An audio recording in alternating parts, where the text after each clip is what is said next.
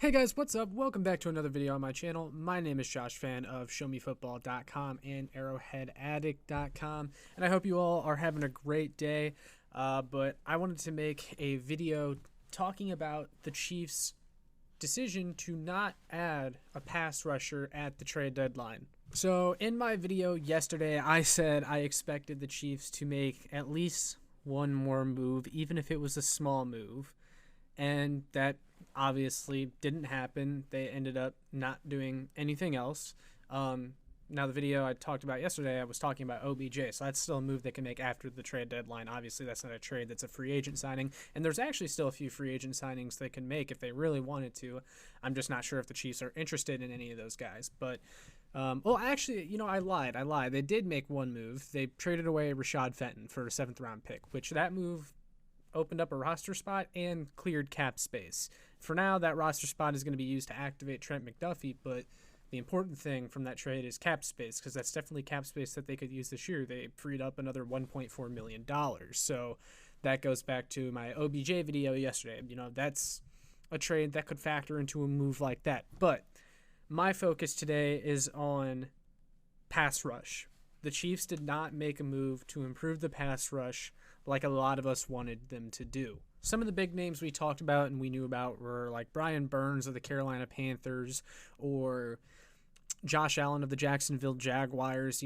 Those moves were always kind of pipe dreams, but I'm surprised we didn't even see smaller moves like maybe getting Cam Jordan from the Saints or trading a late round pick for a Jerry Hughes or an Arden Keys, someone like that. Something, just a little bit of help for this pass rush, especially since, Tershawn Wharton got hurt. He's out for the season. He tore his ACL.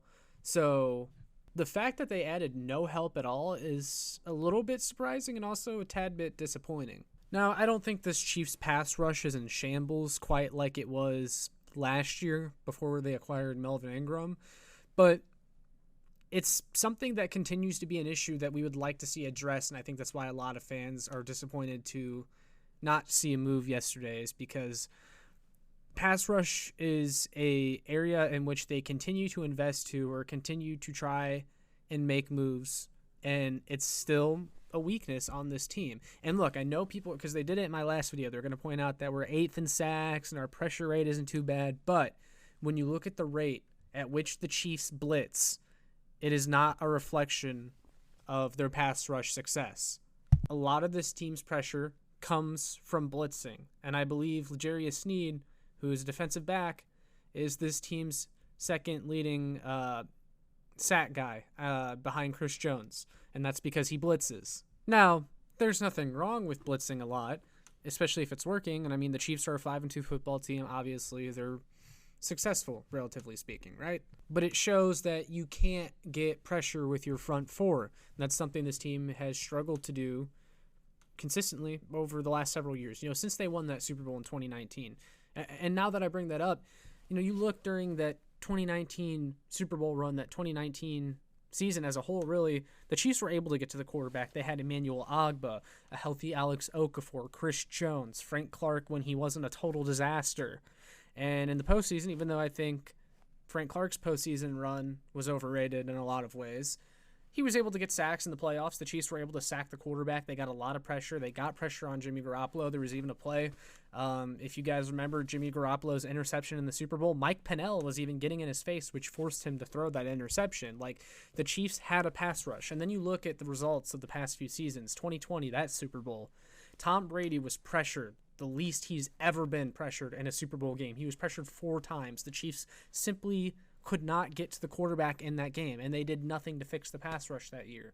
And then you look at last year, they didn't really do anything to address the pass rush. And then everyone was shocked when the Chiefs had one of the worst defenses of all time to start the season, and they couldn't rush the passer. Then they traded for Melvin Ingram, which was a good move, but he wasn't going to fix everything. And then you get to the postseason and you lose to the Bengals ultimately because you couldn't finish a sack, you couldn't get to the quarterback. Frank Clark had 0 pressures and 34 pass rushing snaps. Melvin Ingram was like the only guy doing anything. Chris Jones was getting pressure, couldn't get that sack on Joe Burrow, though. That likely would have ended the game. And I think Chris Jones has gotten a lot of unfair criticism over the past few years because of this whole playoff sack statistic that's out there, but people are ignoring the fact that he's doing all the heavy lifting for the pass rush, and he doesn't have very much help. And now this year, he's a legitimate Defensive Player of the Year candidate, and we're still complaining about the pass rush, and that's because the Chiefs simply aren't getting enough at the edge position. Obviously, expectations for George Karlaftis were set too high this year because I'm just going to be honest with you guys, and I've watched some of the tape. George Karlaftis hasn't been good at rushing the passer this year. I know he's top 3 in rookie pressures, but this edge class is also very weak for rookies. And some of the pressures have been nice and they've been timely, but I've noticed some of them when I'm watching George Karlaftis' film are coming on free rushes when he's left unblocked, and he gets stonewalled a lot. And yeah, Frank Clark has been playing better recently by Frank Clark standards, but he still hasn't been great. He's been about average, and he's suspended for the next 2 games anyway. So I'm very concerned about this Chiefs pass rush and whether or not it's going to be good enough when the time comes in the playoffs and later this season. And that's why I'm disappointed they didn't make a move, even for like a guy like Montez Sweat or, like I said, Arden Key, just something, some sort of help. But no, they didn't do anything at all. Now, obviously, we don't know whether or not most of these guys were available. It's very possible that the Chiefs tried and these teams just said no, or the Chiefs couldn't make a good enough offer. I do think you would have a hard time convincing me, though, that there's nobody available that the Chiefs could have gotten. I think it's very likely that the Chiefs are just betting on what they had. They're betting on Mike Dana coming back. They're happy with Frank Clark because you know what? That's just what that's been this team's MO. They like the guys that they have. They're reluctant to bring in guys from the outside when they have guys that they like internally. That's just something this team has always done. Personally, I think it's something that has held them back over the years, but it's what the Chiefs do. I also know there is a group of fans out there that wouldn't have wanted us to trade for someone like Josh Allen or Brian Burns because you're leveraging the future and you're giving up these picks, and it's clear that the Chiefs are playing the long game from this past offseason. And look, I do think the Chiefs are creating longevity in a way with their approach that they had this past offseason. That said, I don't know why Chiefs fans are acting like this is a young team that's just kind of happy to be there. And, there's no urgency to make any moves right now when they're playing the long game. Because I'll be honest, I think that's bullshit.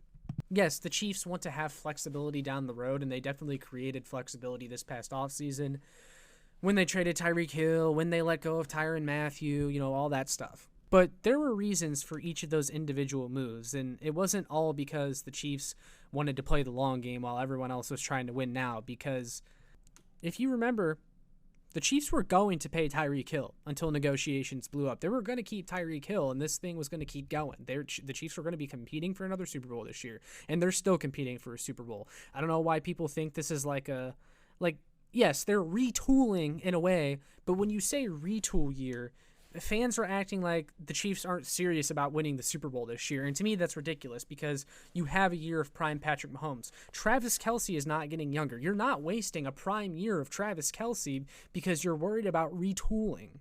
You can still make smart moves that give you flexibility and that you think are in the team's best interest while also trying to compete for a championship. And that's what the Chiefs should be doing, especially because you look at what's happened so far this season, and the AFC is right there for the Chiefs taking. They can beat the Buffalo Bills. They just need to make a move here and there to put them over the top that they're completely capable of making. That's why I don't understand this. It's a good thing they didn't trade for Josh Allen because they need the draft picks. And the draft is in KC, if you guys didn't know. I don't care. I care about winning. I don't care about the draft being in KC and what looks good on TV. I care about fixing this pass rush and making a move that puts this team over the top to win a Super Bowl this year because they're literally right there. Teams that can get to the quarterback are typically teams that tend to win in January and February in the NFL. I'm worried about the Chiefs' ability to do that with the personnel that they have, and I think that they could have added someone, and they simply chose not to. And going back to my point that the Chiefs like to bet on their in-house guys, I look at this past offseason when reports were coming out that the Chiefs were strongly considering, letting go of Frank Clark, right? Aaron Wilson of Pro Football Network, he tweeted out that the Chiefs were going to either trade or cut Frank Clark, barring, a restructure. Well, they ended up restructuring Frank Clark, as we came to find out. But the Chiefs were going to move on from Frank Clark, and it was reported that they were heavily interested in Zadarius Smith. What likely happened is that Clark didn't want to restructure, or he didn't like the number that the Chiefs wanted to restructure him to, and so he was either going to be traded or released or whatever. And then they were finally able to agree to come to a good number that kept Clark in Kansas City for about the amount that they would save if they had cut him, right? And then they ended up not going for Zadarius Smith, even though his deal with the Ravens fell through, and he ended up signing with the Minnesota Vikings for even cheaper. Essentially, the Kansas City Chiefs chose Frank Clark over Zadarius Smith. I mean, guys, I have the Twitter timeline in front of me. That's exactly what happened. Aaron Wilson reported the Chiefs were interested in Zadarius Smith. There were multiple people saying that the Chiefs were interested in Zadarius Smith. Then they restructured Frank Clark, and the Zadarius Smith front went completely quiet. They chose Frank Clark over Zadarius Smith for this year. Well, look what we have now. Frank Clark, who is Frank Clark, okay? Like, we've done this song and dance the past 3 years where we pretend like Frank Clark is going to have that breakout year. He's been better, not great. Well, now Zadarius Smith, who the Chiefs could have had, leads the league in sacks for the Minnesota Vikings. And it's moves like that frustrate me, because it's not like criticizing a Brett Veach draft pick where, hindsight is 2020 and it wasn't realistic that they would have gotten that guy, and there wasn't a need at the time. There was a need for Zadarius Smith. There was mutual interest from both sides. The Chiefs chose Frank Clark over Zadarius Smith because they have an obsession with in-house guys. They have an obsession with Frank Clark, and they just can't move off of it. And that's why I always disagreed with restructuring Frank Clark, why I always hated the move. Fans would disagree with me, and they would say, well, Josh, it was actually the same money to restructure Frank Clark than to cut him, and you would rather keep him than get rid of him if you're just going to end up saving the same amount of money either way. Okay, one, that's false. The Chiefs would have saved an extra $2 million had they just cut Frank Clark outright. I know it's not that much, it's not that big of a difference, but you never know what that $2 million could go towards, and also it just disproves the notion that it was the same money, because it wasn't. They would have saved an extra $2 million had they cut Frank Clark. Two, it would have put pressure on the Chiefs to actually address the defensive end position if they had one less guy, meaning Frank Clark was gone.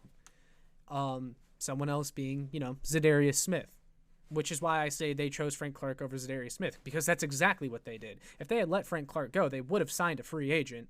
So, yeah. But instead, we're doing this thing again this year where we have a rookie, Chris Jones, Frank Clark, Mike Dana, and essentially it's just Chris Jones and a bunch of guys. And that's unfair to Chris Jones. And it's irresponsible of this front office to think that exact same thing is going to work again. Ultimately, I'm making a big deal out of this when I probably shouldn't.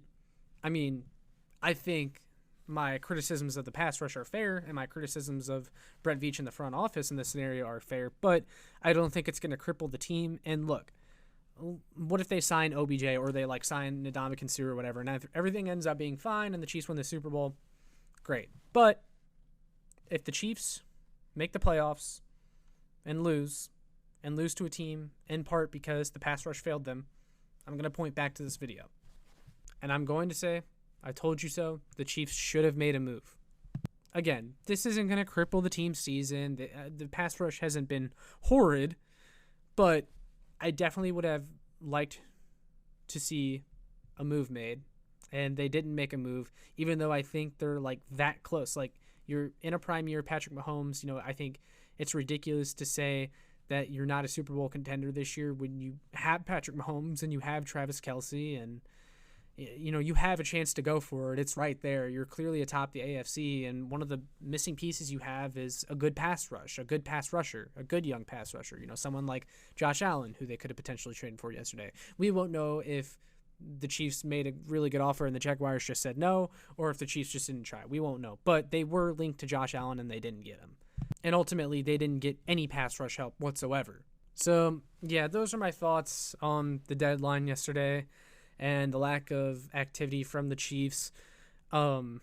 I mean, they still made a move for Kadarius Toney, but this was about the pass rush, and I'm just a little bit disappointed that the Chiefs didn't make a move to add to the pass rush. But I just kind of wanted to go on a little rant about it, give my thoughts, and I don't know. I feel better after doing that. But I want to hear from you guys. What do you think? Are you disappointed that the Chiefs did not add any pass rush help at the deadline? Do you agree, disagree with anything I said? Let me know in the comments. But yeah, all that being said, make sure you like, share, and subscribe so more Chiefs fans can find this. And make sure you check out my work on showmefootball.com and arrowheadaddict.com. And I will see you all in the next one. Go Chiefs!